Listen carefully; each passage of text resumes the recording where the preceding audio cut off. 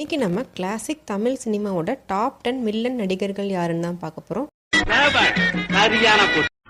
என்னையே எதிர்க்க துணிந்து விட்டாய். மதம் கொண்ட யானை என்ன செய்யும் தெரியுமா? பாவம், உனக்காக நான் பரிதாபப்படுறேன். இது கௌரவம் இல்லடா, இது போலி கௌரவம். கடவுளை உங்களை டாப்ல வச்சிருக்காரு, எங்களை அண்டர் கிரவுண்ட்ல வச்சிருக்காரு. போட உன்னை பழி வாங்கத்தான் நான் இன்னும் உயிரோட இருக்கேன். இந்த உலகத்தில் எந்த சக்தியாலும் உன்னை காப்பாற்றினேன். புலி போல் என்றால் புலி என்று அர்த்தப்படுமா? ரத்தத்தில் தேரோடுகிறது, அரசு ஓடவில்லை.